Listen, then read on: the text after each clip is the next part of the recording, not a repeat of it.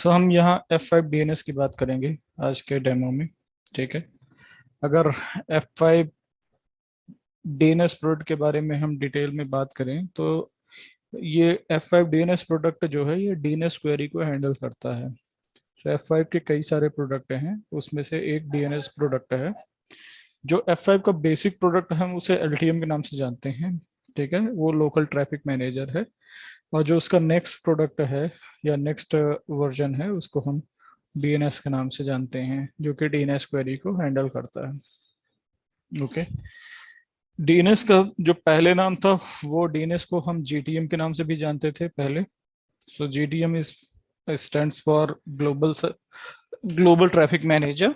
Okay, जिसमें capability थी कि आप अपने ग्लोबल ट्रैफिक को मैनेज कर सकते हो, किस ट्रैफिक को किस डेटा सेंटर पर राउट कराना है वो हम GTM के थ्रू मैनेज कर सकते हैं।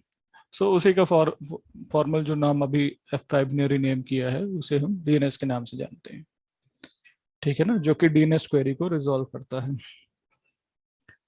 राइट, तो हम यही जानने की कोशिश करेंगे कि ये F5 DNS कैसे काम करता है और हमारे डेटा सेंटर में इसका यूज क्यों होता है।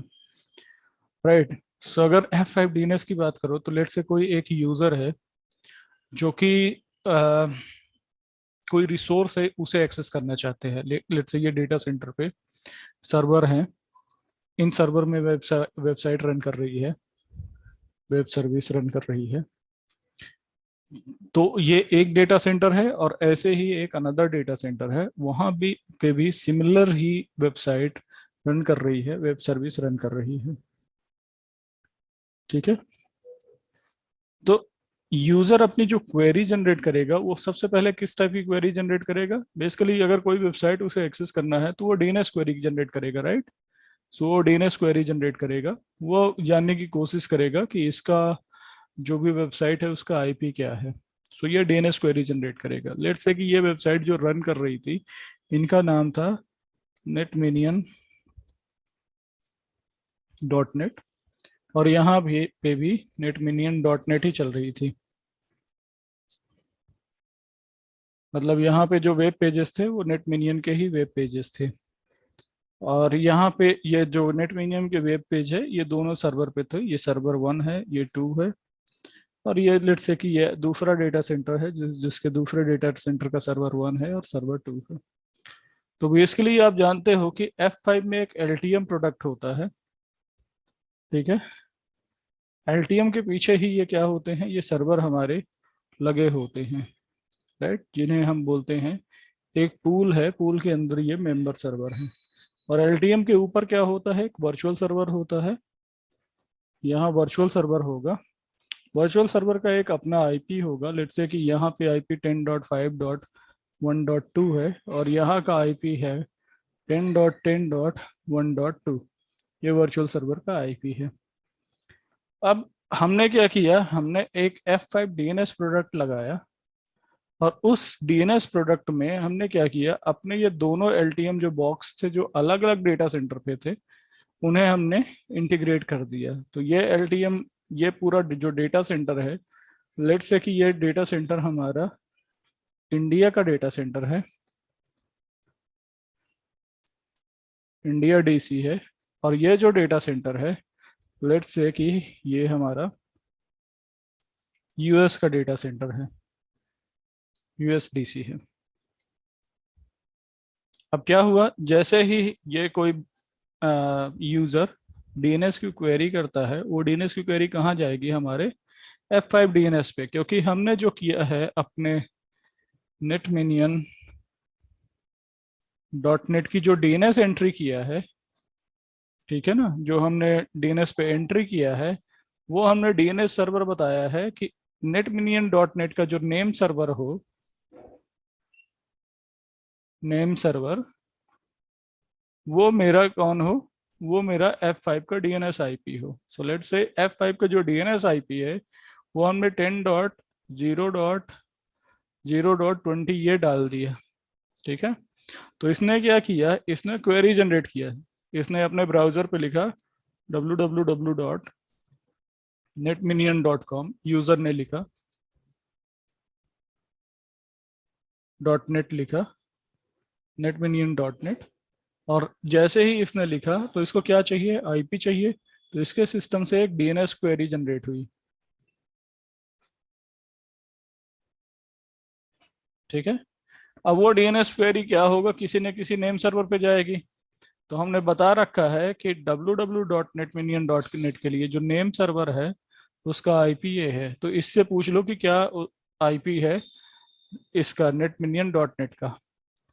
और हम डीएनएस के अंदर कॉन्फ़िगर कर रखे हैं कि जब कभी कोई नेटमिनियन डॉट नेट पूछे तो उसको आप ये आईपी दे दो या फिर ये आईपी दे दो, इनमें से कोई भी आईपी दे दो जो भी अवेलेबल हो। या आप ये देख लो कि रिक्वेस्ट कहाँ से आ रही है, अगर इंडिया से आ रही है तो नियरेस्ट डेटा सेंटर, अगर यूएस से आ रही है तो उसका नियरेस्ट डेटा सेंटर। ऐसा हम F5 डीएनएस के अंदर कॉन्फ़िगर कर सकते हैं, which can look the query कि वो क्वेरी आ कहाँ से रही है। ठीक है ना। तो जैसे ही ये क्वेरी इसके नेम सर्वर के पास पहुंचेगी, मतलब डीएनएस के पास पहुंचेगी, नेम सर्वर को हम ऐसा भी बोल सकते हैं कि डीएनएस के अंदर ये हमने क्या किया है, लिसनर कॉन्फ़िगर किया है। लिसनर इज नथिंग बट जो कि लिसन करेगा डीएनएस क्वेरी को, वो लिसनर है।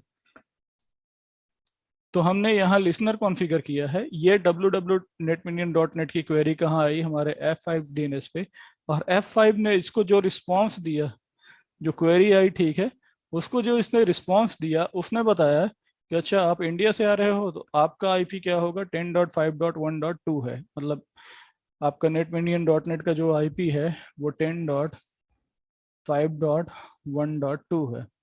तो ये क्या करेगा, ये जो यूजर है डायरेक्ट इस वीएस पे हिट करेगा और इसके पीछे जो भी वेब सर्विसेज रन हो रही होंगी, ये एलटीएम जो है उसको वेब पेज प्रोवाइड कर देगा इस यूजर को। सो दिस इज ओवरऑल हमारा F5 का डीएनएस आर्किटेक्चर काम करता है। कोई यूजर क्वेरी करता है तो कहाँ जाता है, F5 डीएनएस पे, वही क्वेरी को रिजॉल्व करता है और रिजॉल्व करके यूजर को बताता है कि उसका आईपी क्या होगा। ठीक है ना। जैसे ही यूजर को क्या ये आईपी मिलता है, यूजर वो वेबसाइट को ब्राउज कर सकता है। इसके बेनिफिट्स क्या होते हैं, बेनिफिट्स ये हैं कि पहला तो आपका डीएनएस सारी क्वेरी को हैंडल कर लेता है। डीएनएस के कुछ हम काम देखेंगे आगे। डीएनएस सारे क्वेरी को हैंडल कर लेता है और फास्ट रिस्पॉन्स करता है इन टर्म्स ऑफ, अगर हम कंपेयर करें ट्रेडिशनल डीएनएस पे, ट्रेडिशनल डीएनएस मतलब अगर आप एक्टिव डायरेक्टरी का डीएनएस सर्वर इंस्टॉल करते हो या फिर आप लाइनक्स के ऊपर डीएनएस कॉन्फ़िगर करते हो, उससे बेटर जो है F5 डीएनएस क्वेरी को हैंडल करता है। क्यों? क्योंकि ना केवल ये डीएनएस क्वेरी को रिजॉल्व करता है बल्कि इसके अंदर कैपेबिलिटी होती है कि डीएनएस क्वेरी को ये अपनी कैश मेमोरी के अंदर स्टोर कर सकता है। सो अगर नेक्स्ट टाइम कोई इससे पूछने आता है तो कैश मेमोरी में जस्ट चेक करेगा और उसको रिस्पॉन्स दे देगा यूजर को कि ये आईपी है। राइट। तो इस तरीके से F5 डीएनएस काम करता है और इसी को हम जानने की कोशिश करेंगे नेक्स्ट स्लाइड पे। ठीक है, तो आगे बढ़ते हैं। आगे बढ़ते हैं हम यहाँ पे जानते हैं कि क्या कोर्स कंटेंट है। तो हमारे पास जो हम कवर करेंगे कोर्स, ये मेजर टॉपिक है जो हम कवर करेंगे कि डीएनएस क्या होता है और डिप्लॉयमेंट कैसे होती है उसकी, F5 में डीएनएस सर्विसेज कैसे रन करती हैं, ग्लोबल सर्वर लोड बैलेंसिंग कैसे होती है, मतलब अगर दो डेटा सेंटर हैं तो दोनों डेटा सेंटर में जो क्वेरी है वो कैसे डिस्ट्रीब्यूट होगी। ठीक है, और डेटा सेंटर हम कैसे बनाते हैं, उनके सर्वर ऑब्जेक्ट कैसे क्रिएट करते हैं, फिर हम डीएनएस के वर्चुअल सर्विसेज कैसे इनेबल करते हैं, डीएनएस का पूल कैसे बनाते हैं, वाइड आईपी कैसे क्रिएट करते हैं, ये सब चीज़ों को हम डिस्कस करेंगे। नेक्स्ट अगर हम बात करें यहाँ पे why DNS is required, DNS क्यों रिक्वायर्ड है। ठीक है, तो आप में से कोई बता सकता है डीएनएस क्यों रिक्वायर्ड है।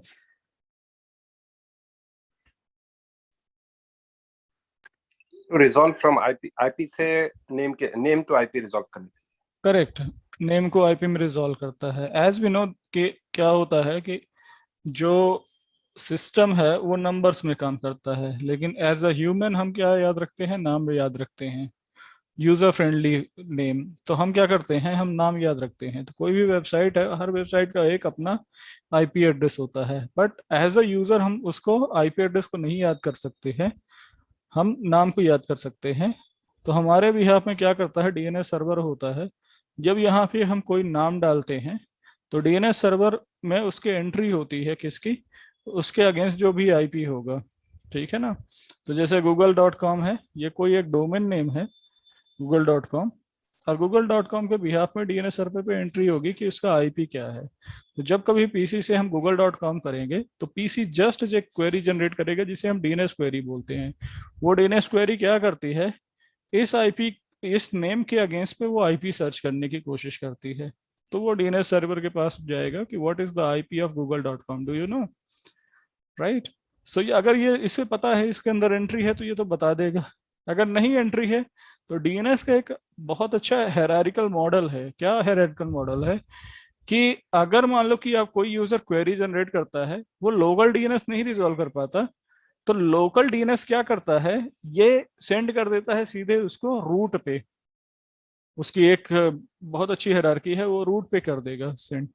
बट लेट्स से कि इसी डीएनएस सर्वर पे ही सारी एंट्री मौजूद हैं, google.com की भी एंट्री मौजूद है, facebook.com की भी, और जो भी ebay.com की है तो ebay.com की भी एंट्री मौजूद है। तो क्या होगा, ये सारे के सारे जो डीएनएस क्वेरी होगी उसके अगेंस्ट पे ये डीएनएस सर्वर इसको आईपी दे देगा, और जैसे आईपी मिलेगा इस पीसी को तो नेक्स्ट टाइम पे डायरेक्ट आईपी पे वो रीच करेगा फॉर अ पर्टिकुलर सर्विस। तो अगर वेब सर्विस हुई तो पोर्ट नंबर 80 या 443, अगर कोई अदर सर्विस हुई, मे बी वेब सर्विस किसी कस्टम पोर्ट पे रन कर रही है तो उस पर वो रिडायरेक्ट हो जाएगा। सो यहाँ बताया है domain name system is a hierarchical and decentralized naming system, okay, used to identify computer services and other resources. ना केवल ये इस तरीके के नाम को भी रिजॉल्व करता है जो कि डोमेन नेम होते हैं, बल्कि सर्विस नेम को भी ये रिजॉल्व कर सकता है। ठीक है, उदाहरण के तौर पर अगर कोई मेल एक्सचेंज का सर्विस रन कर रही है तो उसको भी ये रिजॉल्व कर सकता है। ओके, सो जो डीएनएस सर्वर के अंदर एंट्री होती है इन्हें हम बोलते हैं रिकॉर्ड, ओके बेसिकली, और ये रिकॉर्ड कई तरह के हो सकते हैं। ठीक है, ए टाइप का रिकॉर्ड हो सकता है जो क्या करता है, किसी नेम को आईपी वर्जन 4 में कन्वर्ट करता है। हो सकता है पीटीआर रिकॉर्ड हो, पॉइंटर रिकॉर्ड, जो आईपी को नेम में कन्वर्ट करेगा। हो सकता है किसी ने क्या किया हो, आईपी डाल दिया हो और उसके अगेंस्ट पे वो डोमेन नेम जानना चाह रहा हो, पीटीआर के थ्रू होगा। ऐसे कई सारे रिकॉर्ड हो सकते हैं। मेल एक्सचेंज रिकॉर्ड होता है जिसे एमएक्स रिकॉर्ड बोलते हैं। ठीक है ना। तो ये जो जो भी यहाँ पे हमें एंट्री मिलती है डीएनएस सर्वर के अंदर, इन्हें हम रिसोर्स रिकॉर्ड बोलते हैं। Right, now I would go to next slide, और यहाँ हम जानने की कोशिश करेंगे कि डीएनएस की ओवरऑल क्वेरी कैसे काम करती है। तो एक यहाँ example.com का यहाँ पे एग्जाम्पल लिया गया है कि लेट्स से कि ये यूजर है, ये फाइंड करना चाहता है download.beta.example.com का आईपी, ये पता करना चाहता है। मतलब ये क्वेरी जनरेट करता है, ये ब्राउज करता है अपने सिस्टम से download.beta.example.com, तो इसके सिस्टम से क्वेरी जनरेट होती है डीएनएस क्वेरी। ये डीएनएस क्वेरी कहाँ जाती है, पहले इसके लोकल डीएनएस पे जाएगी।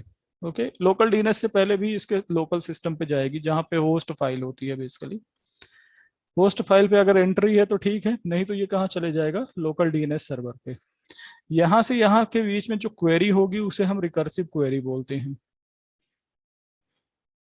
उस क्वेरी टाइप को हम क्या बोलते हैं, रिकर्सिव डीएनएस क्वेरी। तो ये रिकर्सिव डीएनएस क्वेरी यहाँ से यहाँ जनरेट हुई, और ये अपने डीएनएस से पूछेगा क्या तुम्हें इसका आईपी पता है download.beta.example.com का। ये डीएनएस सर्वर चेक करेगा अपने अंदर जो भी एंट्री होगी, उन एंट्री में से कहीं नहीं मिला तो ये क्या कहाँ भेज देगा, उसको उसको भेज देगा रूट पे। रूट जो होता है इसे हम डॉट बोलते हैं। ठीक, ठीक है, ये डॉट जो है ये रूट डीएनएस सर्वर है, इसको हम रूट बोलते हैं। ये रूट पे भेज देगा, रूट डीएनएस सर्वर पे। रूट डीएनएस से पूछेगा कि तुम्हें क्या पता है कि इसका download.beta.example.com का क्या आईपी है। रूट बोलेगा मुझे ये तो नहीं पता, बट मुझे .com का आईपी पता है। तो ये क्या करेगा, उस रूट सर्वर रेफरेंस दे देगा किसका, टीएलडी का। टीएलडी जो होते हैं हमारे टॉप लेवल डोमेन होते हैं, जैसे .com .org इनका। तो क्योंकि ये .com पे है तो इसकी एंट्री कहाँ होगी, हमारे टीएलडी में होगी। तो ये यहाँ TLD का इसको IP दे देगा, फिर ये TLD पे रिक्वेस्ट भेजेगा, do you know what is the IP of download.beta.com। ये बोलेगा मुझे नहीं पता, बट मुझे ये पता है कि beta.com एग्जाम्पल का क्या IP है, उसका उसका डोमेन हमें पता है। तो क्वेरी कहाँ चली जाएगी, beta.example पे चली जाएगी क्वेरी। अब ये पहुंचा यहाँ पे beta.example पे पहुंचा, फिर पूछ रहा है do you know what is the IP of download dot इसका, तो उसका उसे बता देगा कि मुझे नहीं पता, सॉरी ये एग्जाम्पल पे पहुंच गया, और एग्जाम्पल से के बाद ये कहाँ भेजेगा, मतलब ये मेन डोमेन पे भेजा, मेन डोमेन ने उसे सब डोमेन का IP बताया, सब डोमेन अपने लिस्ट में चेक किया और उसको डाउनलोड नहीं मिला। अगर डाउनलोड नहीं मिला तो इसे नेगेटिव ये भेज देगा कि download.com का कोई IP नहीं है। तो इसके सिस्टम में क्या आ जाएगा, वेब पेज नॉट फाउंड। ठीक है, नॉट फाउंड, उसकी क्वेरी रिजॉल्व ही नहीं होगी, तो जिस भी वेब पेज को वो एक्सेस करने की कोशिश कर रहा है वो नहीं मिलेगा। अगर यही क्वेरी रिजॉल्व हो जाती है और उसको IP मिल जाता है, लेट्स से कि उसका IP था 100.5.2.1, ये IP था, तो इसको फिर ये बता देता कि इसका जो IP है वो है 100.5.2.1 है IP। और ये DNS क्या करता है, इस DNS के अंदर भी कैपेबिलिटी होती है कि अपने लोकल जो कैश होती है वहां पे ये उसको कुछ समय के लिए, जब तक कि उसका TTL वैल्यू सेट है, कुछ समय के लिए उसे अपने यहाँ स्टोर कर ले और इसको आंसर दे दे। नेक्स्ट टाइम से अगर सेम नेटवर्क से कोई दूसरा अगर एक्सेस करने जाता है तो फिर से वही ये सारी प्रोसेस नहीं रिपीट करनी पड़ेगी, वो अपने कैश में चेक करेगा और इसे बता देगा कि ये IP है। लेकिन वो तब तक ही कैश में रहेगा जब तक कि उसकी TTL वैल्यू सेट है। फॉर एग्जांपल जो रिकॉर्ड की TTL वैल्यू सेट है वो है 5 मिनट, तो अगर विद इन 5 मिनट कोई दूसरा बंदा आ जाता है पूछने तो वो रिजॉल्व कर देगा, अगर नहीं आता है तो वो क्या करेगा, अपने कैश से ये एंट्री डिलीट कर देगा और फिर से दूसरे यूजर के लिए वो सेम प्रोसेस फिर से फॉलो करेगा। राइट, सो ये DNS की हायरार्की है जिससे DNS काम करता है। ठीक है, तो ये जो DNS की हायरार्की है ये नॉर्मल है, ये F5 की नहीं है, ये नॉर्मल DNS ऐसे काम करता है। अगर हम F5 की बात करें तो F5 का डिसीजन फ्लो ऐसे होता है। F5 में क्या होते हैं, वेरियस कंपोनेंट होते हैं जिसके बेस पे F5 डिसीजन लेता है। अभी मैं यहाँ आपको एग्जांपल बताता हूँ। लेट्स से कि ये यूजर था और ये F5 में ये F5 का DNS है, दिस इज F5 DNS। जो लोकल DNS कॉन्फ़िगर किया है ये F5 DNS हमने कॉन्फ़िगर किया है। ठीक है, अब क्या होगा कि कोई यूजर अगर लेट्स से वही है कि let's say support dot net minion इस वेबसाइट को सर्च करने की कोशिश करता है .net, इसका IP जानना चाहता है कि इसका IP क्या है, और ये जो है DNS कॉन्फ़िगर है, ये जो वेबसाइट है वो यहाँ रन कर रही है, आपके सिस्टम पे ही रन कर रही है, मतलब आपके नेटवर्क पे ही रन कर रही है LTM के नीचे। ये LTM है और यहाँ वो रन कर रही है, और आगे ये जो F5 कनेक्टेड है उसके ऊपर ये VS लगा हुआ है, वर्चुअल सर्वर लगा हुआ है। वर्चुअल सर्वर का कुछ IP था, लेट्स से 10.5.1.2 था और इसका IP था 192.168.1.2 192.168.1.2। तो F5 के अंदर सबसे पहले क्या होगा, F5 DNS के ऊपर सबसे पहले आप लिसनर बनाओगे। क्या बनाओगे, लिसनर, जिस पे क्वेरी आ सके। तो यहाँ आपको लिसनर कॉन्फ़िगर करना है। मान लो कि आपने लिसनर कॉन्फ़िगर किया है 10.1.20.20, ये आपका क्या है, लिसनर है। This is nothing but this is listener, this is listener है। तो आपकी क्वेरी कहाँ आएगी, ये यूजर सबसे पहले क्वेरी करेगा, व्हाट इज, ये DNS क्वेरी भेजेगा किसको, F5 DNS को, support.netminion.net का IP क्या है। ओके, तो F5 चेक करेगा कि जो भी ये DNS की क्वेरी कर रहा है क्या उस DNS के अगेंस्ट पे कोई वाइड IP कॉन्फ़िगर है। Wide IP is not but this is FQDN। सो ये देखेगा कि जो भी ये क्वेरी कर रहा है क्या उसका कोई FQDN कॉन्फ़िगर है। FQDN कॉन्फ़िगर होगा तो जो भी FQDN में आईपी होगा उसको ये रिस्पॉन्स दे देगा कि ये आईपी है। बट लेट्स से उसका वाइड आईपी कॉन्फ़िगर ही नहीं है, राइट, ये कॉन्फ़िगर ही नहीं है। तो कहाँ जाएगा, नेक्स्ट ऑप्शन पे जाएगा। क्या चेक करेगा, ये चेक करेगा कि whether name is DNS express zone, कि जो ये नेम ढूंढ रहा है, पूछ रहा है, वो डीएनएस एक्सप्रेस जोन में कॉन्फ़िगर है कि नहीं है। अब डीएनएस एक्सप्रेस जोन क्या होता है, क्या होता है कि हमारे ऑर्गेनाइजेशन पे एक्टिव डायरेक्टरी सर्वर होते हैं, ADDNS होता है। अब ये ADDNS जो होता है ये एज ए प्राइमरी DNS काम करता है।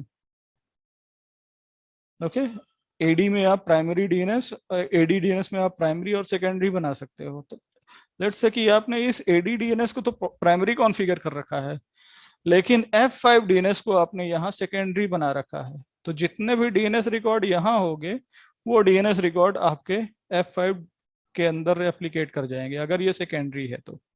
हालांकि आप यहाँ रिकॉर्ड कोई ऐड नहीं कर सकते हो, जब आपको ऐड करना होगा कुछ नया तो आप यहाँ एडी में ही करोगे, ADDNS पे ही करोगे या DNS सर्वर पे ही करोगे।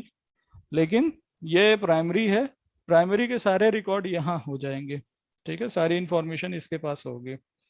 अब जब कोई भी क्वेरी करेगा इसका support.netminion.net नॉट नेट का, तो ये क्या करेगा, ये चेक करेगा F5 DNS कि जो भी रिकॉर्ड सर्च हो रहा है क्या वो मेरे जोन में है कि नहीं है, मतलब वो एक्सप्रेस जोन में है या नहीं है, राइट, उसको ये चेक करेगा। राइट, तो इसने चेक किया कि यहाँ पे वो क्वेरी नहीं मिली, मतलब ये रिकॉर्ड नहीं मिला support.netminion.net, एक्सप्रेस जोन पे नहीं मिला, तो ये कहाँ चला जाएगा, नेक्स्ट उस पे।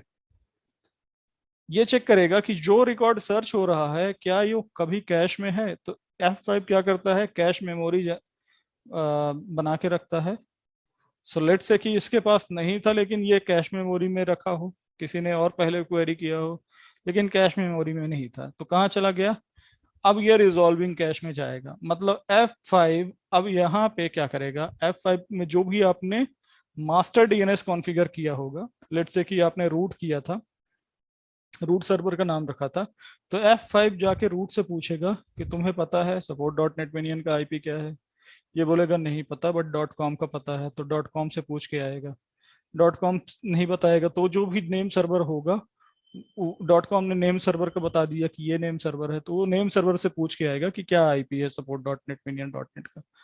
जब इसको आईपी मिल जाएगा तो क्या करेगा, ये अपने कैश में भी रख लेगा और साथ ही साथ इसको रिस्पॉन्स भी कर देगा।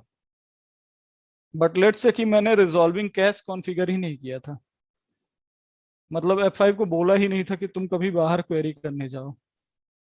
तो क्या करेगा, ये चेक करेगा कि जो भी लिसनर हमने क्रिएट किया था, ये इस लिसनर के पीछे कोई पूल तो हमने अटैच नहीं किया है। पूल का मतलब ये होता है कि आप क्या करते हो, सेकेंडरी नहीं कॉन्फ़िगर करते हो, सिर्फ प्राइमरी एडी कॉन्फ़िगर करते हो। और यहाँ पे आप बता देते हो कि जब कभी भी आपसे कोई पूछने आए कि support.netminion.net का आईपी क्या है, तो आप मत रिजॉल्व करना, आप बता देना कि तुम्हारी क्वेरी, इसकी क्वेरी भेज देना आप सीधे उस पूल पे जो कि बैकएंड में आपके DNS सर्वर लगे हुए हैं, वहां पे भेज देना। तो ये भेजने की कोशिश करेगा बैकएंड में, लेकिन बैकएंड वाले ने बताया ही नहीं, ठीक है ना, तो इसको बोल देगा कि नहीं पता है मुझे क्या आईपी है इसका। बट अगर बैकएंड में आपने पूल कॉन्फ़िगर ही नहीं किया है, आपने इस लिसनर के पीछे पूल अटैच ही नहीं किया है, तो कहाँ जाएगा, ये चेक करेगा कि क्या मेरे लोकल DNS पे भी कुछ कॉन्फ़िगर है। F5 में आप क्या कर सकते हो, जैसे आप यहाँ active directory DNS service configure करते हो ना, F5 के ऊपर भी आप क्या कर सकते हो, लोकल DNS बना सकते हो with the help of bind. ये बाइंड यूटिलिटी होती है और इस यूटिलिटी का यूज करके आप यहाँ पे लोकल DNS बना सकते हो। तो ये जो नाम है कहीं ये लोकल DNS पे तो नहीं है, ये चेक करेगा F5। अगर लोकल DNS पे नहीं है तो ये देखेगा कि जो लिसनर का आईपी है, मतलब जो ये आईपी है, ये कहीं सेल्फ आईपी तो नहीं है। सेल्फ आईपी आपको पता होगा किसी इंटरफेस पे अटैच होता है, तो ये चेक करेगा कि जो लिसनर का आईपी है वो कहीं सेल्फ आईपी तो नहीं है। अगर सेल्फ आईपी है तो इसका मतलब ये बोल देगा कि भाई मैंने अपनी तरफ से पूरा ट्राई कर लिया, मुझे नहीं पता support dot net minion dot net का आईपी क्या है, और ये इसे भेज देगा कि डीएनएस इसकी क्वेरी फेल हो जाएगी, इसको डीएनएस का नेगेटिव रिस्पॉन्स मिलेगा। अगर सेल्फ आईपी नहीं हुआ, कुछ और आईपी हुआ, तो ये क्या करेगा, उस क्वेरी को उस आईपी पे भेज देगा, और जो भी वो आईपी रिस्पॉन्स करेगा, ओके लेट्स से कि सेकेंडरी डीएनएस था, सेकेंडरी F5 का सेकेंडरी डीएनएस था जिस पे आईपी को भेजना था इसको, तो उसने सेकेंडरी आईपी पे भेजा, और जो ये रिस्पॉन्स करेगा उसके रिस्पॉन्स को आगे ये यूजर को बता देगा, पॉजिटिव करे नेगेटिव करे। सो ये ओवरऑल डीएनएस का फ्लो होता है। अगर आप ये समझ जाओगे डीएनएस का फ्लो, तो इसका मतलब आप आधे से अधिक डीएनएस के कॉन्सेप्ट समझ गए, F5 के डीएनएस के कॉन्सेप्ट, राइट। ये डिसीजन फ्लो है। अब मैं आपको यहाँ पे अपने लैब पे दिखाता हूँ कि ओवरऑल हमारे लैब पे इसका कॉन्फ़िगरेशन कैसे है। सो ये देखो, ये हमारी लैब है, राइट। आप इसे एक्सेस कर सकते हो labs.netminion.net के थ्रू। और अगर इसके हम कॉन्फ़िगरेशन की बात करें तो यहाँ पे हमारे ये सर्वर रन कर रहे हैं, लाइनेक्स सर्वर, जो कि दो डिफरेंट डेटा सेंटर हैं, एक लंदन डीसी है, एक न्यूयॉर्क डीसी है, राइट। लंदन डीसी पे हमारे पास एक जीटीएम है और एक एलटीएम है। ऐसे ही न्यूयॉर्क डीसी पे हमारे पास एक जीटीएम है, जीटीएम मतलब आपका डीएनएस, F5 डीएनएस है, और एक एलटीएम है। एलटीएम में हमारे क्या होंगे, एलटीएम में हमारे वर्चुअल सर्वर होंगे, और वर्चुअल सर्वर के पीछे पूल होंगे, और पूल के पीछे हमारे वेब सर्वर होंगे, वेब सर्वर। यहाँ वेब सर्वर 2 होगा। अब क्या होगा, ये यहाँ पे जीटीएम में क्या होगा, जीटीएम में हमारे लिसनर होंगे, लिसनर होगा। ये क्या करेगा, ये लिसनर सिर्फ डीएनएस क्वेरी को लिसन करता है, याद रखना आप। ये डीएनएस क्वेरी को लिसन करेगा, मतलब कोई अगर डीएनएस की रिक्वेस्ट भेजता है इसके पास तो लिसन करेगा उसको। और ये ऐसे लिसनर पे रिक्वेस्ट भेजेगा हमारा ये वर्क स्टेशन। जब ये लिसनर पे रिक्वेस्ट भेजेगा वर्क स्टेशन, तो वर्क स्टेशन उसका आईपी प्रोवाइड कर देगा, सॉरी ये जो लिसनर है उसका आईपी प्रोवाइड कर देगा। तो ये डिपेंड करता है, ये खुद उसका आईपी प्रोवाइड करेगा या उस क्वेरी को बैकएंड पे भेजेगा। तो ये जो लाइनेक्स सर्वर आपको दिख रहा है, लाइनेक्स सर्वर 1, ये ना केवल हमारा वेब सर्वर है, बल्कि इसको हमने एज अ डीएनएस सर्वर भी कॉन्फ़िगर कर रखा है, ये डीएनएस सर्वर भी है। तो अभी हम क्या करेंगे कि F5 का जो डीएनएस है ना, ये वाला F5 का जो डीएनएस, इसको मैं यहां बना देता हूं, जो बिग IP1 आपको दिख रहा है,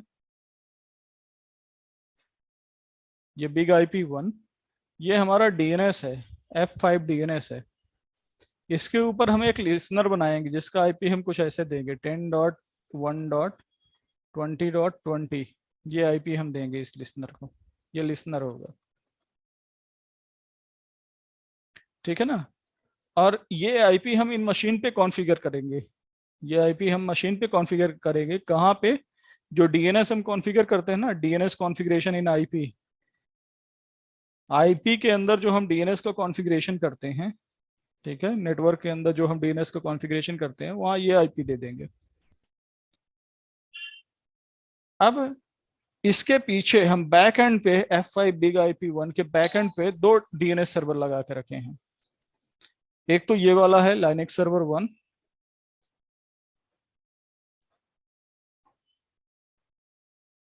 ठीक है, और एक लाइनेक्स सर्वर 2 है।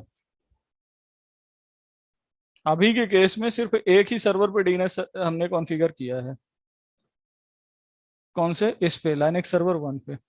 तो क्या होगा, जब किसी कोई पूछेगा आईपी, किसी कोई भी आईपी पूछेगा इससे मेरे F5 से, तो F5 उसकी क्वेरी को कहाँ भेज देगा, लाइनेक्स सर्वर 1 पे। लाइनेक्स सर्वर अपने अंदर जो भी डीएनएस रिकॉर्ड होगा वहां चेक करेगा, और जो भी उस रिकॉर्ड के अगेंस्ट आईपी मैच होगा उसे ये रिस्पॉन्स करेगा, और F5 फर्दर वो रिस्पॉन्स कर देगा यूजर को। तो अभी एग्जांपल के तौर पर हम इस तरीके से बात कर लेते हैं कि लेट्स से कि ये मेरा यूजर है, और मैंने यहाँ डीएनएस रिकॉर्ड बनाए हैं, किसके अगेंस्ट बनाए हैं, मैंने बनाए हैं F5 test1 के नाम से कुछ डीएनएस रिकॉर्ड बनाए हैं, test1.com के नाम से कुछ डीएनएस रिकॉर्ड बनाए हैं, ठीक है। तो अगर ये यूजर F5 test1.com इसको करता है NS lookup, right. NS lookup आपको पता ही क्या होता है। एनएस लुकअप बेसिकली एक यूटिलिटी होती है जिसके थ्रू आप डीएनएस को क्वेरी कर सकते हो, डीएनएस की क्वेरी जनरेट करते हो। तो अगर एनएस लुकअप कॉल करके अपने कमांड प्रॉम्प्ट में ये यूजर टाइप करता है F5 test1.com, वो जाएगा लिसनर पे। क्यों जाएगा? क्योंकि इसके सिस्टम के आईपी कॉन्फ़िगरेशन में क्या कॉन्फ़िगर है, वो कॉन्फ़िगर है ये लिसनर का आईपी। तो वो जाएगा लिसनर पे, मतलब F5 पे जाएगा। F5 उस क्वेरी को कहाँ भेज देगा? बैकएंड सर्वर पे भेज देगा। क्यों भेज देगी? क्योंकि हमने पूल कॉन्फ़िगर किया है, तो बैकएंड सर्वर पे भेजेगा। ये जो बैकएंड सर्वर है, जो डीएनएस सर्वर है, ये डीएनएस सर्वर उसको एक आईपी दे देगा, जो भी आईपी होगा वो आईपी दे देगा F5 test1.com का, ठीक है। तो यूजर को आईपी मिल जाएगा और यूजर उस वेबसाइट को ब्राउज कर लेगा, राइट। सो अभी मैं आपको प्रैक्टिकल में दिखाता हूँ फिलहाल कि ये कैसे काम करता है। तो यहाँ मैं वर्क स्टेशन पे गया, ये वर्क स्टेशन है। इस वर्क स्टेशन पे मैं आपको आईपी कॉन्फ़िगरेशन दिखा देता हूँ फिलहाल। देखो ये वर्क स्टेशन है, इसमें एक ही इंटरफेस है Ethernet 1, और देखते हैं इसका आईपी क्या है इस Ethernet 1 का। सो ये Ethernet 1 है और इसका आईपी आप चेक कर लो। फिलहाल सॉरी, आईपी वर्जन 4 हमें चेक करना है, ना कि 6। तो इसका आईपी है 10.10.10.1। और देखो ये जो आईपी हमने कॉन्फ़िगर किया है, ये आईपी हम लिसनर को कॉन्फ़िगर किया है। यहाँ पे प्राइमरी डीएनएस सर्वर लिसनर ही है हमारा, सेकेंडरी हम हटा ही देते हैं यहाँ से। तो यहाँ प्राइमरी डीएनएस सर्वर हमारा लिसनर ही है, लिसनर का आईपी हमने कॉन्फ़िगर किया है। इसको ओके कर देते हैं, ओके कर देते हैं। नाउ अब अगर मैं यहाँ पे अपना डीएनएस सिस्टम खोलूँ, F5 का डीएनएस बॉक्स, मतलब ये वाला खोलता हूँ, F5 का DNS box. Let's log in as admin, password is admin. और यहाँ आप देखोगे कि ये डीएनएस है, और यहाँ डीएनएस के डिलीवरी ऑप्शन पे जाके आप लिसनर देख सकते हो कि कितने लिसनर हैं। सो यहाँ आप लिसनर पे क्लिक करो तो आपको लिसनर दिख जाएंगे। तो मैंने एक ही क्रिएट किया है, वो टेस्ट लिसनर के नाम से क्रिएट किया है, 10.1.20.20 ये लिसनर है। अब इसके पीछे जो हमने पूल लगाया है, वो पूल क्या लगाया है वो भी आपको मैं दिखा देता हूँ। तो ये लिसनर है, लिसनर का ये क्या है, ये होस्ट आईपी है। किस वीलैन पे ट्रैफिक को लिसन करेगा? ये करेगा ऑल वीलैन पे। किस टाइप के प्रोफाइल लगी, प्रोटोकॉल लगा है यहाँ पे यूडीपी, और यहाँ डीएनएस की प्रोफाइल भी लगी हुई है, आप देख लो, ठीक है। और ये लोड बैलेंसिंग मैकेनिज्म है कि क्वेरी को कहाँ भेजेगा, इस पूल पे भेजेगा। अगर आप देखना चाहते हो कि इस पूल पे कितने सर्वर हैं, तो डिलीवरी पे जाइए, लोड बैलेंसिंग पे जाइए और पूल देख लीजिए। यहाँ पे फिलहाल यहाँ पे एक ही सर्वर है, बैकएंड सर्वर। देखो ये मैंने ओपन कर लिया और बैकएंड सर्वर देखोगे तो सिर्फ एक ही है, 10.1.12.1, जो कि ये वाला सर्वर है। इसका आईपी है 10.1.12.1। मैं ओपन करके दिखा देता हूँ सर्वर का IP. User name root, ifconfig होती है कमांड लाइनक्स में, आप उसके थ्रू देख सकते हो। तो ये देखिए यहाँ पे 10.1.12.1 और इसमें डीएनएस सर्विसेज रन कर रही है। कैसे पता चलेगा? आप यहाँ पे जाके देख लीजिए, cd/etc के अंदर एक बाइंड डायरेक्टरी होती है जो डीएनएस सर्विस की बाइंड डायरेक्टरी होती है, और यहाँ देख लीजिए ls किया तो यहाँ पे कुछ दिख जाएगा। अब यहाँ पे हमने एक फाइल बनाई है forward.f5test1.com। सो लेट्स से कि इसके अंदर हम देखते हैं कि क्या रिकॉर्ड पड़े हुए हैं।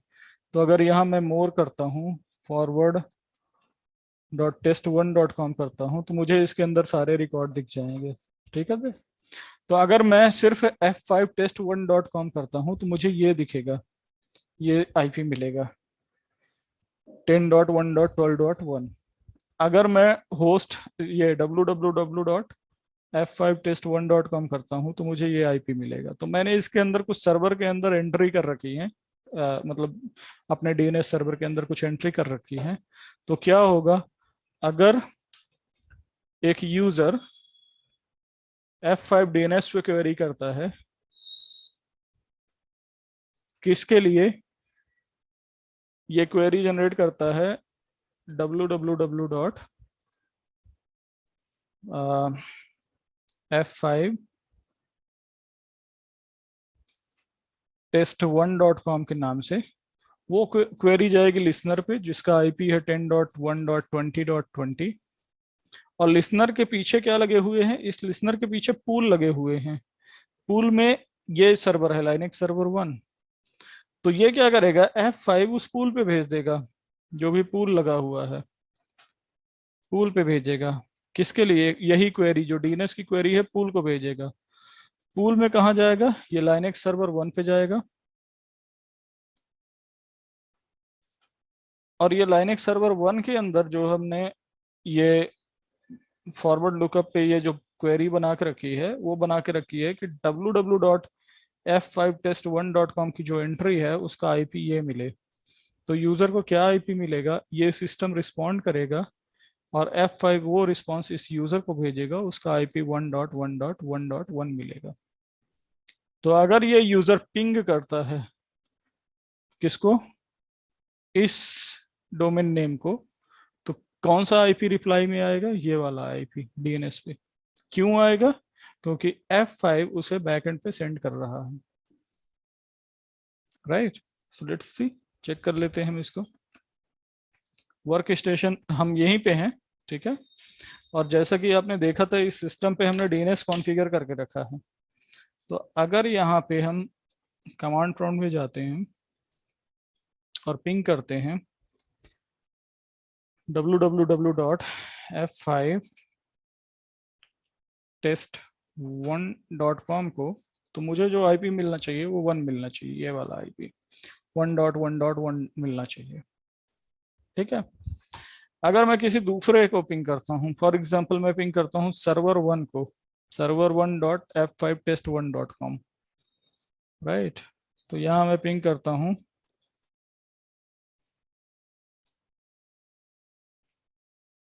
server1.f5test1.com। मुझे कौन सा आईपी मिलेगा? 10.1.12.1। पिंग की जगह मैं एनएस लुकअप भी कर सकता था, एनएस लुकअप कर लो आप। सिर्फ अगर मुझे क्वेरी ही जनरेट करनी थी तो एनएस लुकअप, और यहाँ पे मैं कोई भी वेबसाइट का नाम डाल सकता था जो भी वेबसाइट यहाँ पे अवेलेबल हो मेरे लाइनेक्स सर्वर पे, जो भी होस्ट रिकॉर्ड यहाँ पे अवेलेबल हो। सो लेट्स से कि मैं abc.f5test1.com डालता हूँ। कहाँ पे? अपने सिस्टम पे जहाँ से मैं क्वेरी जनरेट करूँ, यहाँ लिखता हूँ abc.f5test1.com। इस क्वेरी का मुझे रिप्लाई मिलना चाहिए। कौन ये रिप्लाई दे रहा है? ये मेरा दे रहा है ये डीएनएस दे रहा है। कौन सा डीएनएस? ये सिस्टम का डीएनएस दे रहा है, ये रिस्पॉन्ड दे रहा है, ठीक है। ये F5 रिस्पॉन्ड दे रहा है, मतलब ये रिक्वेस्ट कहाँ जा रही है? F5 पे, और F5 उसे कहाँ भेज रहा है? बैकएंड सिस्टम पे, लाइनेक्स सर्वर पे, और लाइनेक्स सर्वर पे वो रिकॉर्ड पड़े हैं जिससे वो उसका रिस्पॉन्स दे रहा है। चलो ऐसे रिकॉर्ड की हम जानने की कोशिश करते हैं जो यहाँ पे पड़ा ही ना हो। तो अगर देखोगे तो यहाँ पे google.com का रिकॉर्ड नहीं पड़ा है, यहाँ पे फेसबुक नहीं पड़ा हुआ है। तो देखते हैं ये कहाँ जाती है ये क्वेरी। तो यहाँ हम क्वेरी करते हैं google.com, इसका आईपी जानने की कोशिश करते हैं। इसका आईपी मुझे ये मिला है, आईपी वर्जन 4। किसने ये रिस्पॉन्ड दिया होगा? ये आईपी वर्जन किसने दिया होगा? किसने रिप्लाई किया होगा? इसने रिप्लाई किया होगा या फिर मेरा F5 जो है वो उसने खुद रिप्लाई किया होगा? Can you guess? तो वापस आ जाते हैं अपने यहाँ फ्लो पे हम।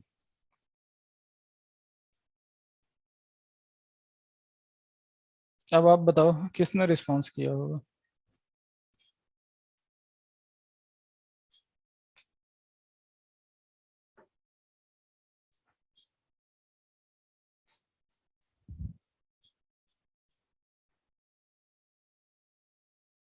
एनीवन?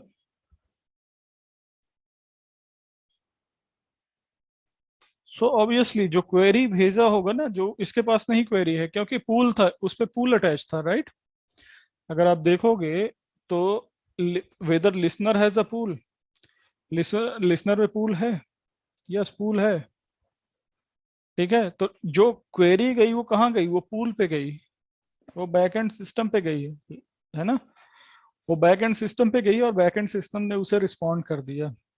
चलो मैं एक काम करता हूँ, मैं यहाँ से पूल हटा लेता हूँ, इस लिसनर से पूल हटा लेते हैं। ये लिसनर था, यहाँ से पूल मैं हटा लेता हूँ। सो यहाँ पे गए लिसनर पे, टेस्ट लिसनर पे गए, यहाँ से लोड बैलेंसिंग पे जाके मैं ये पूल हटा ही देता हूँ, यहाँ नन कर देता हूँ और अपडेट करता हूँ। अब क्या होगा? ठीक है, ट्राई करते हैं रिजॉल्व करने की। google.com नहीं रिजॉल्व हो रहा है। abcf5test1.com नहीं रिजॉल्व हो रहा है। ये सब रिजॉल्व होना बंद हो गए। क्यों? क्योंकि अब जो मेरी क्वेरी है वो इस पे कोई पूल है ही नहीं। तो जब पूल नहीं है तो कहाँ चली गई वो क्वेरी? लोकल डीएनएस पे चली गई। वो चेक किया कि क्या लोकल डीएनएस कोई कॉन्फ़िगर है F5 में, कोई बाइंड कॉन्फ़िगर है F5 में? नहीं कॉन्फ़िगर है, कोई बाइंड सर्विसेज नहीं कॉन्फ़िगर है, राइट? क्या उस ये आईपी सेल्फ आईपी था? तो हाँ, ये जो लिसनर का आईपी था सेल्फ आईपी था, इसलिए ये F5 ने ही रिस्पॉन्ड दे दिया कि इसका कोई भी रिकॉर्ड मेरे पास नहीं है। तो हम नेक्स्ट स्टेप पे चलते हैं, यहाँ पे एक बाइंड कॉन्फ़िगर कर देते हैं, मतलब F5 के अंदर ही हम लोकल डीएनएस सर्वर बना लेते हैं। तो F5 के अंदर अगर आपको लोकल डीएनएस सर्वर बनाना हुआ, एक मिनट, F5 के अंदर अगर आपको लोकल सर्वर बनाना हुआ तो आप कैसे बनाओगे? यहाँ से देखते हैं, अभी आपको स्क्रीन शो हो रही है ना? तो आप यहाँ जाओगे जोन में, यहाँ जोन रनर पे जाओगे और यहाँ पे जोन लिस्ट पे जाओगे। अभी फिलहाल कोई भी जोन नहीं क्रिएटेड है, इसलिए आपको यहाँ 0 दिख रहा है, राइट? लोकल डीएनएस बनाने की ये बहुत ही अच्छी यूटिलिटी है। अगर कोई आप डीएनएस होस्ट करना चाहते हो यहीं पे F5 के अंदर के, F5 ही उसका रिस्पांस दे दे, तो आप यहाँ लोकल डीएनएस भी बना सकते हो, F5 को as a DNS server run कर सकते हो, लोकल डीएनएस सर्वर रन कर सकते हो। तो यहाँ मैं जोन लिस्ट पे गया, यहाँ क्रिएट में क्लिक करता हूँ। जब हम क्रिएट में क्लिक करते हैं तो किस टाइप के हम जोन बनाना चाहते हैं? तो मैं बनाना चाहता हूँ एक्सटर्नल।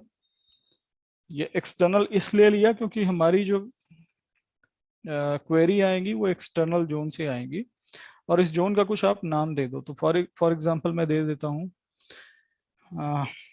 F5 test1.com, ये दे देता हूँ।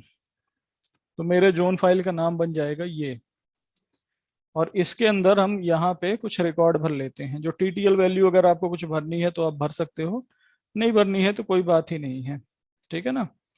तो लेट्स से कि मैं कोई टीटीएल वैल्यू दे देता हूँ, और मैं वैल्यू दे देता हूँ अकॉर्डिंग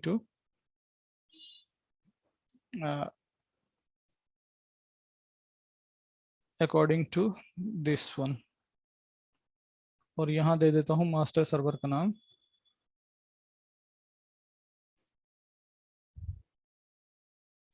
dns.f5test1.com। ईमेल कॉन्टेक्ट दे देता हूँ f5test1.com। टीटीएल वैल्यू डिफाइन कर देता हूँ 3600 सेकेंड। नेम सर्वर बना देता हूँ f5test1.com। कोई रिकॉर्ड इसके अंदर रख लेते हैं। क्या रिकॉर्ड रखना चाहोगे आप? 1.1.1.1 या फिर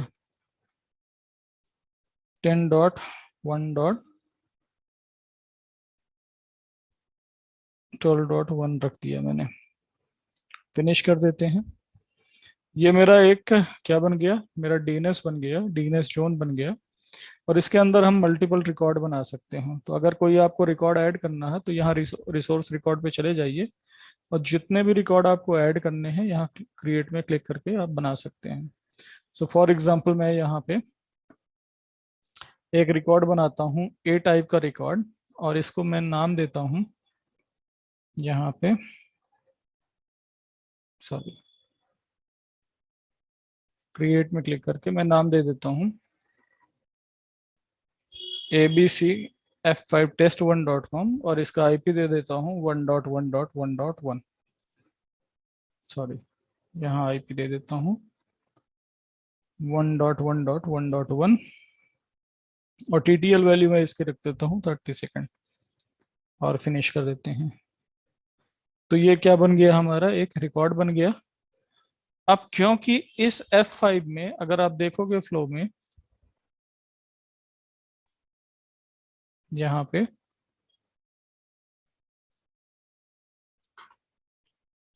अब डीएनएस क्वेरी यहाँ से जाएगी यहाँ पे, यहाँ चेक करेगा कि क्या लोकल बाइंड डीएनएस है, हाँ है, तो उसके अंदर चेक करेगा कि क्या कोई ऐसा रिकॉर्ड है जो यूजर क्वेरी कर रहा है।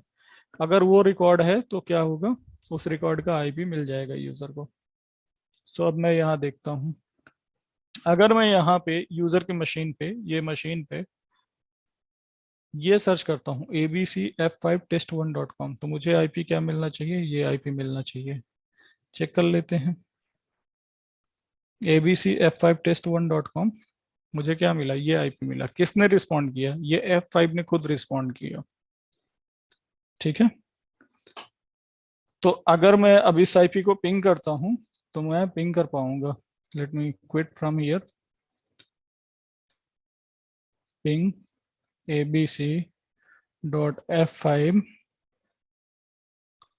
test1.com, I would be able to ping. लेकिन अगर मैं यहीं पे XYZ करूं instead of ABC, whether I would be able to do, check कर लेते हैं। XYZ, नो, इसका कोई डोमेन नेम ही नहीं है, मतलब इसके अगेंस्ट कोई आईपी नहीं है, ये होस्ट फाइंड ही नहीं हो रहा है। तो यहाँ मैं क्या करता हूँ, एक टेस्ट एंट्री बना ही लेता हूँ। तो क्रिएट में जाके यहाँ पे लिख देता हूँ XYZ, इसकी TTL वैल्यू वही 30 सेकेंड कर देता हूँ और IP एड्रेस 2.2.2.2 कर देता हूँ मैं और फिनिश कर देता हूँ। नाउ अब ट्राई करता हूँ मैं,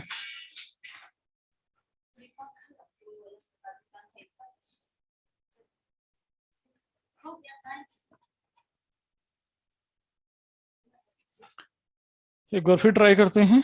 ये इस वजह से हो रहा है क्योंकि इसमें कुछ कैश होता है, इस वजह से ये बता रहा है।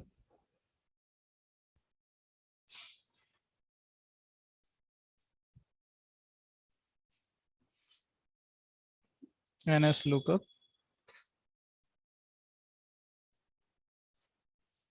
और XYZ.F5 test1.com।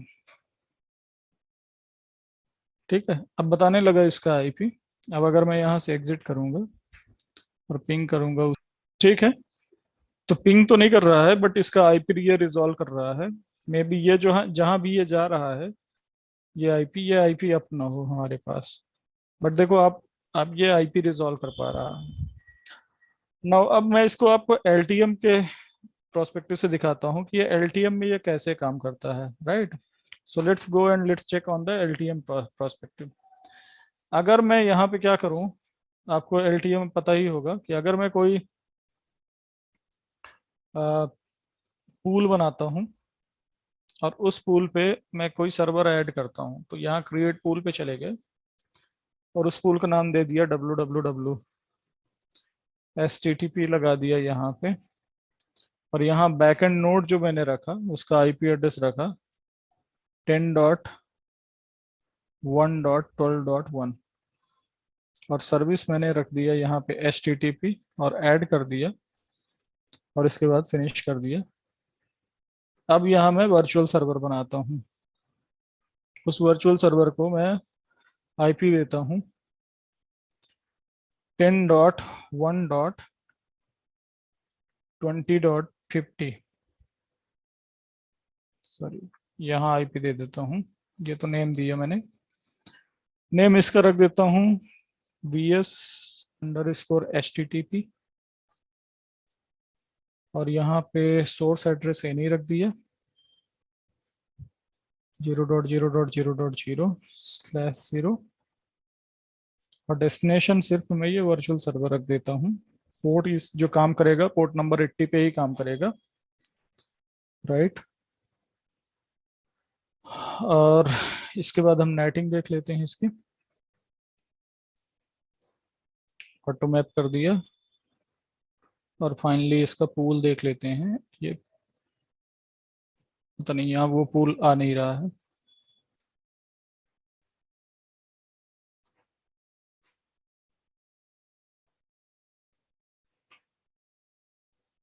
रिसोर्सेस पूल,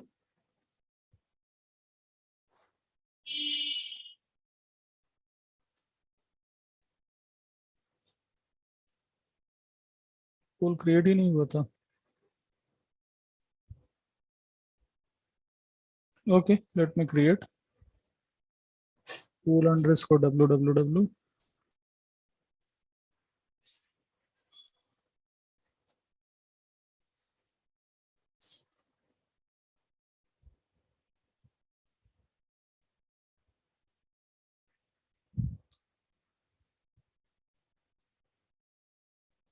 ठीक है, अब हो गया ये, और यहाँ मैं वर्चुअल सर्वर बना लेता हूँ। सॉरी, इस पे क्या कर देता हूँ, वो पूल लगा देता हूँ मैं।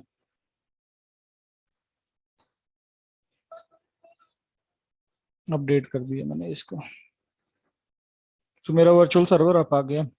अब मैं ये चाहता हूँ कि जब कोई www.netminion.net ब्राउज करे, तो बाय डिफॉल्ट वो इस वर्चुअल सर्वर पे जाए। तो उसके लिए मैं क्या करता हूँ, अपने डीएनएस पे एक जोन बना लेता हूँ, लोकल जोन ही यहाँ क्रिएट कर लेता हूँ नेट मिनियन के नाम से। आप मल्टीपल जोन बना सकते हो। तो यहाँ जोन लिस्ट में चले गए, और यहाँ एक और जोन क्रिएट कर लिया।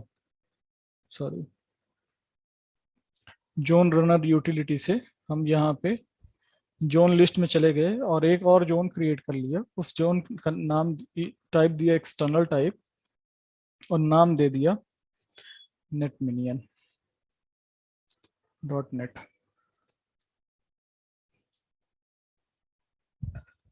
ठीक है, और इसके बाद जो टीटीएल वैल्यू थी उसको मैंने वैसे ही रख दिया।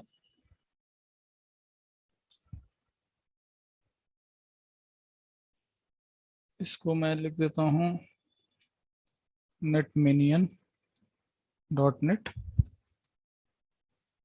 Email contact netminion.net, TTL value 3600, name server मैंने इसको रख दिया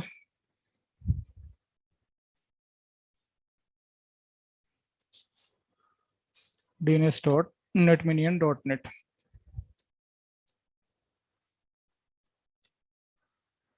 आईपी एड्रेस रख लेता हूँ, जो भी अभी मैंने वर्चुअल सर्वर बनाया तो उसका आईपी एड्रेस था 10 डॉट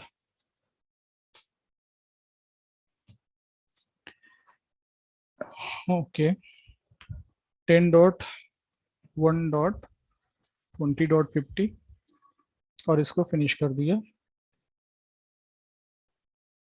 और यहाँ netminion.net की मैंने क्या किया, ये एंट्री ओपन किया, और यहाँ रिसोर्स रिकॉर्ड में जाके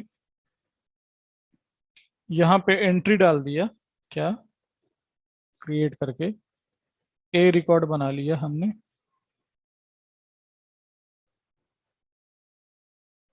जस्ट मोमेंट, ओके। सो यहाँ क्रिएट में जाके हम के रिकॉर्ड बना लेते हैं, और उस रिकॉर्ड का नाम दे देते हैं www.netminion.net, और आईपी एड्रेस डाल देते हैं वही वाला अपना 10.1.20.50, और फिनिश करते हैं। सॉरी, टीटीएल 30 देके फिनिश करता हूँ इसको मैं। अब मैं क्या करता हूँ, यहाँ ब्राउज करता हूँ, क्या www.netminion.net .NET और चेक करते हैं कि ये कहाँ ले जाता है। कहाँ ले जा रहा है मुझे? सर्वर 1 पे। सर्वर 1 कहाँ कॉन्फ़िगर है? सर्वर 1 कॉन्फ़िगर है यहाँ पे, यहाँ पे। तो हुआ क्या कि मेरी जो क्वेरी गई वो यहाँ से यहाँ गई, किसकी? डीएनएस की क्वेरी गई netminion.net के लिए। और डीएनएस की क्वेरी में इसने क्या किया, एक वर्चुअल सर्वर का आईपी इसने दिया। कौन से वर्चुअल सर्वर? जिसके पीछे आपका वो नेटमिनियन का सर्वर रन कर रहा है। ओके, सो ओवरऑल इस तरीके से आपका डीएनएस रिजॉल्व हुआ।